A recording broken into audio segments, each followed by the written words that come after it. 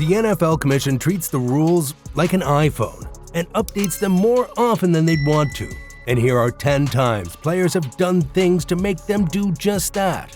Let's start with a rule taken from the pages of another sport. I'm talking about the goaltending rule. I know, this is not a channel about basketball, but hear me out. 6'10" Morris Stroud was drafted by the Chiefs in the 1969 draft. What's so special about Morris? Well, for one, he played basketball in college. I still don't know how he ended up in an NFL draft, but the Chiefs planned on using him in a way that was illegal in basketball, but not in the NFL. He remains the tallest tight end in NFL history, and during his 5-year football career, which he played with the Chiefs, he was placed under the goalpost to deflect any kicks from the opposition. However, in the early 70s, the league made goaltending illegal in what is now known as the Stroud rule, and it states that goaltending by any player leaping up to deflect a kick as it passes above the crossbar of a goalpost is prohibited. The referee could award 3 points for a palpably unfair act. Poor Stroud, he must have been no use to the Chiefs after this rule was made. Where Stroud couldn't use his height to his advantage anymore, NFL players are still using other people's hair to their advantage. In the NFL, players would grab onto anything just to get a tackle, and that includes hair. Yeah, there has never been a rule regarding hair since there has never been a need for one. But when opponents started taking advantage of NFL tailback Ricky Williams' long hair, something had to be done. You wouldn't think that the NFL would make a rule to protect players with long hair. Psych! They enacted the Ricky Rule in 2003, which stated that hair was a part of the uniform, and it could be dragged on to make a tackle. Are you thinking about girls fighting? Well, you are not alone. Harsh when you think of it, but if this rule wasn't enacted, maybe you would suddenly see all NFL players showing up to the games looking like Rapunzel. A tough rule, but a necessary one. Speaking of necessary rules, this next one had to be made before things got out of hand. Quarterbacks are to the NFL what honey is to bears. They are the main attraction, that single player on a team who makes the game that much more interesting to watch.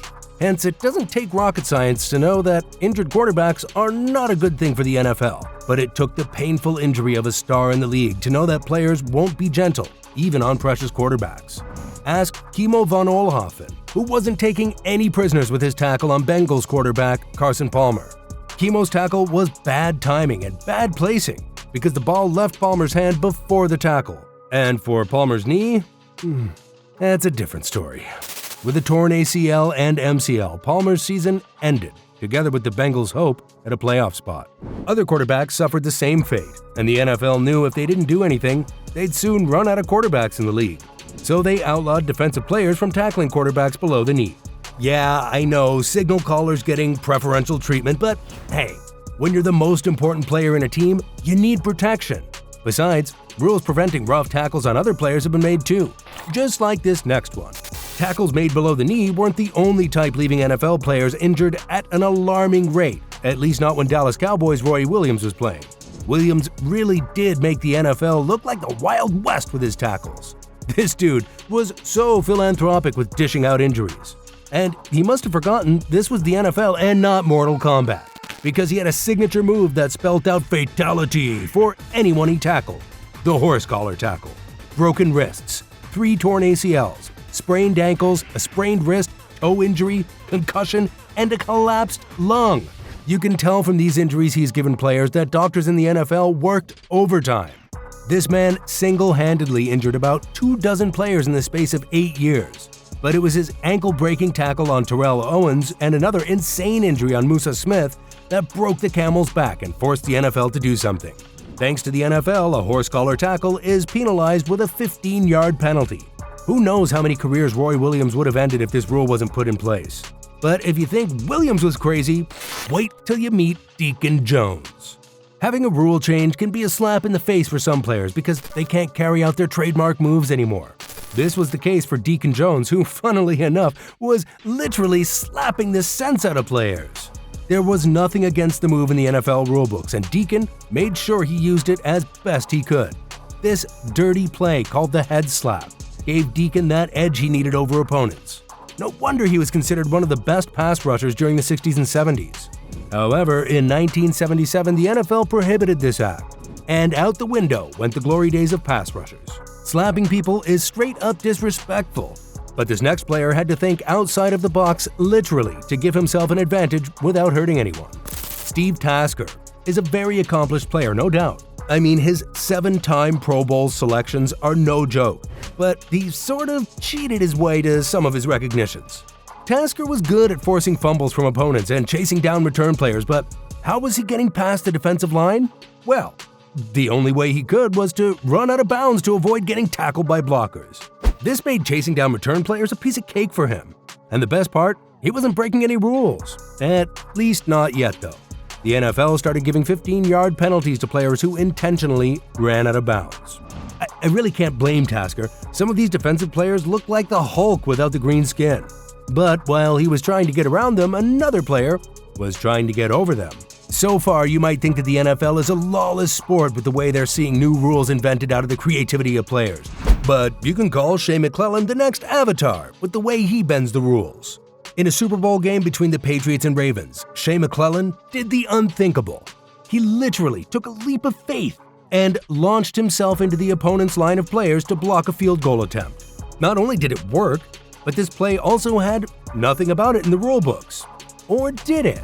You see, if you're behind the opponent's line during a field goal attempt, you're offside, and that's a penalty. In addition, if you leap into a player that's getting up, that's also a penalty. But you needed perfect timing to pull a move like that without getting a penalty.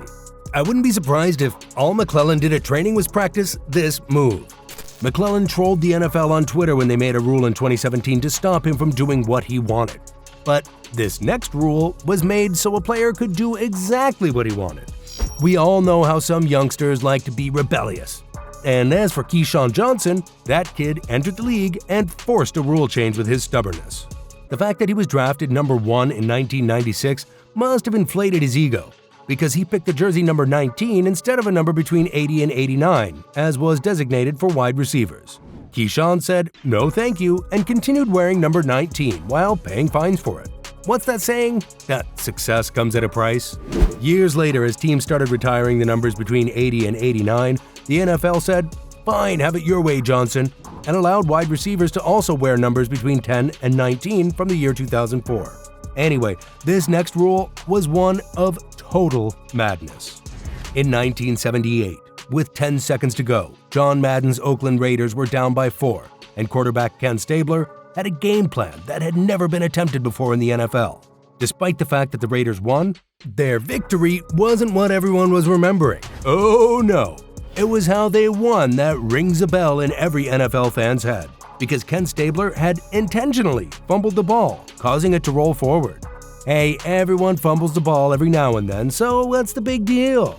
The big deal is that not only was it a forward fumble, but 2 more of his teammates somehow managed to fumble the ball in an attempt to recover it, until it reached the end zone where they scored a touchdown. Look, this was 1978, so there weren't any video replays from multiple angles, so it was a tough call for the referees, and it wasn't until 30 years later that Stabler came clean and admitted the fumble was deliberate, stating, "I did. I mean, what else was I going to do with it? Throw it out there, shake the dice." Really, Stabler? Really? No wonder you were called a snake back then. Anyway, because of this play, the NFL put the Holy Roller rule in place, which simply states that only the player who fumbled the ball could recover and advance it after the 2-minute warning. Well, this next rule is nothing short of controversial because not only did it cause a team to win a Super Bowl, but it was overturned more than a decade ago. Tom Brady was so good he changed the game, and along with it, its rules. And he wasn't one to cheat, but suffered being cheated on. You didn't seriously think the GOAT would have dirt on his name, did ya? You'll find me chewing glass before Brady is ever found doing something fishy. Anyways, during NFL 2001 divisional round, the Raiders thought they had won against the Patriots when Tom Brady fumbled the ball after getting tackled. Wait, Tom Brady fumbled the ball? Even that sounds off for the young yet-to-be legend. But nah, something's not right. And when officials reviewed the play, they saw that Brady had the ball tucked into him in an attempt to launch a pass. He was then tackled from behind by Charles Woodson, and the decision was overturned by the ref as an incomplete pass. This gave birth to the Tom Brady tuck rule. However, the rule was abolished in 2013 through a poll. This means that if a play like that is made again, it would be ruled as a fumble instead of an incompletion. Anyway, that's all the top NFL players that forced rule changes. What rule change do you think is the craziest? Let us know in the comments section.